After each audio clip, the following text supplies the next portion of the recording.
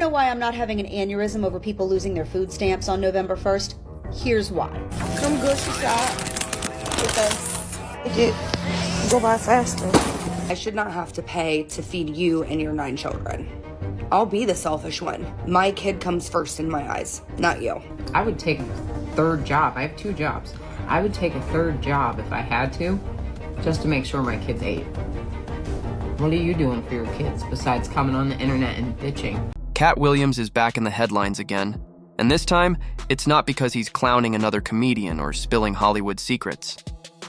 Instead, he's firing back hard at so-called white Karens, who are celebrating that black women are losing food stamps. It all started after reports came out that Donald Trump is cutting federal food aid, and suddenly social media turned ugly fast. Dozens of Karens began posting videos saying things like, "Good, get a job," or "I'm not paying for your kids." Every time they paired those comments with clips of black women talking about food stamps, the internet exploded, and Katt Williams didn't hold back one bit. I don't want to see nobody on here complaining about food stamps that was posting beach pictures and new tattoos all summer, okay? Here's the part these loud Karens never seem to get. They're cheering over something they don't even understand. The truth is, most people on food aid aren't even black. The majority are actually white. And let's be real, food insecurity isn't just a poor people problem. It affects all kinds of families across the country. SNAP keeps millions of Americans, seniors, kids, veterans, people with disabilities, and even full-time workers, from going hungry when their paychecks just don't stretch far enough. So when these women mock black moms online, they're ignoring how deep this issue really runs. That's exactly why Katt Williams is going off. Because once again, black families are being demonized for struggling in a broken system. Americans rely on SNAP benefits, and tonight there is mounting worry for them. They might not be able to afford food with money running out 1 week from today. Here's the harsh reality. Starting November 2025, millions of Americans are about to lose their SNAP benefits, the lifeline most people know as food stamps. And it's not because people don't want to work.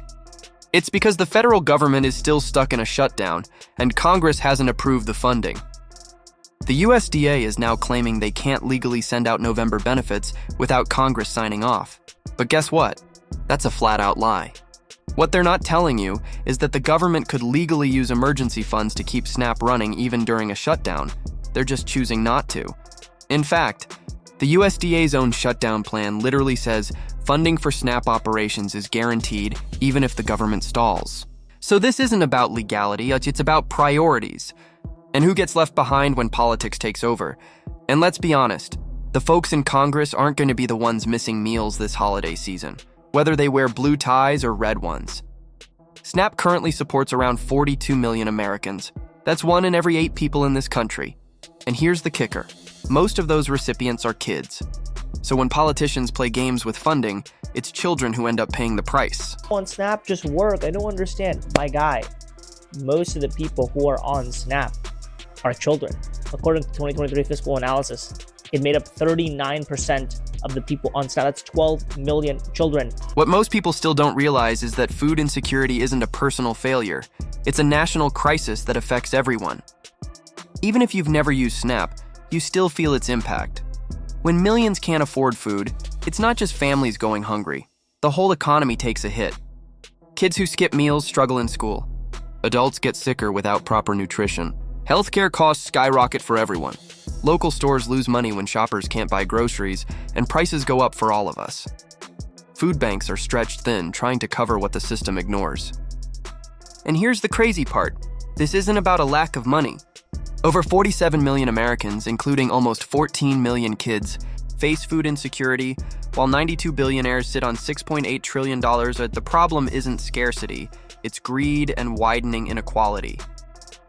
Let's get one thing straight.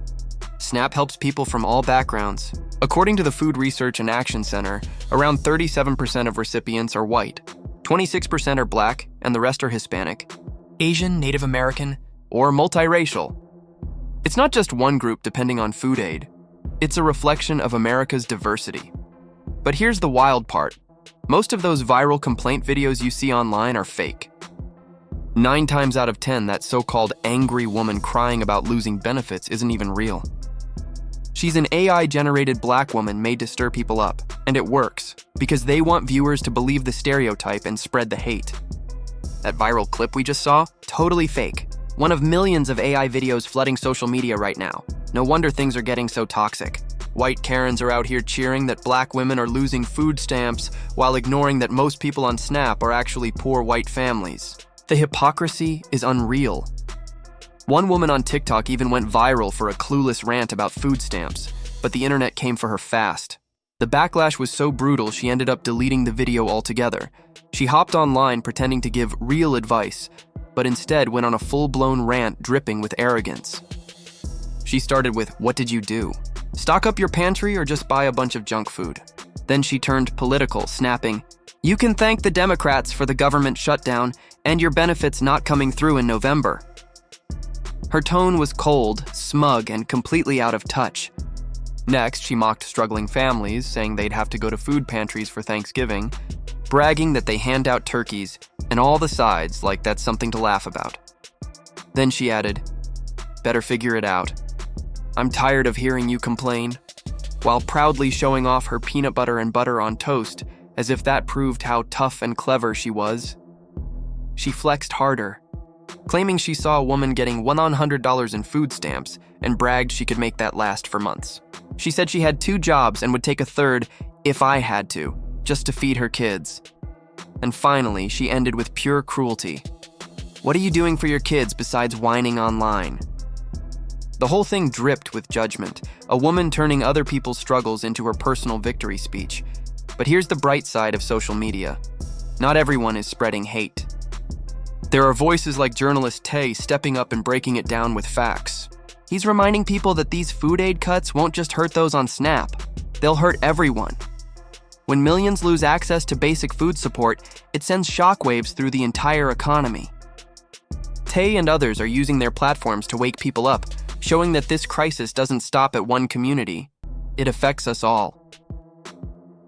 Hughley wasn't holding back either. He went off on MAGA supporters for flooding social media with ignorance. He called them out for spreading lies and posting clueless videos, claiming food benefit cuts would only affect black people.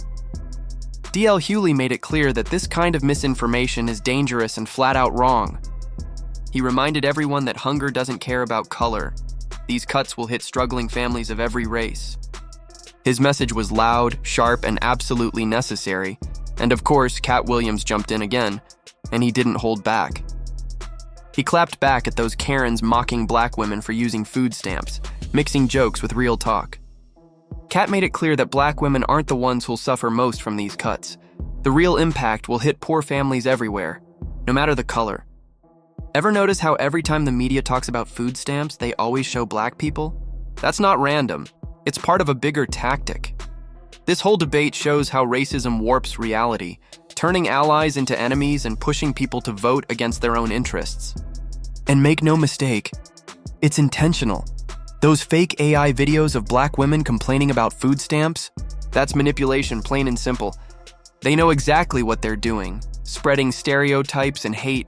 Even conservative lawyer Mike Davis, rumored to be on Trump's shortlist for Attorney General, just tweeted something that proves it. So who do you think he meant by fat ghetto ass? And when he says change your culture, we all know exactly what he's implying. They love to toss around the word immigrant, but let's be real. He's talking about American citizens. And the kicker? The same guy saying stop reproducing probably claims to be pro-life. The hypocrisy is wild. You really can't make this up. One viral post summed it up perfectly. Let November roll around, and when those poor white folks don't get a SNAP check, we'll see how hungry you have to be to stop being racist. So, what do you think? Are these SNAP cuts just bad policy, or a calculated move to divide people even more? Was it fair, or did it go too far? Drop your thoughts down in the comments. Thanks so much for watching and hanging out with us here on Star Radar. Don't forget to like, share, and subscribe for more exclusive celebrity stories. Stick around. There's plenty more drama and behind-the-scenes moments waiting for you next. Catch you in the next one. Bye for now.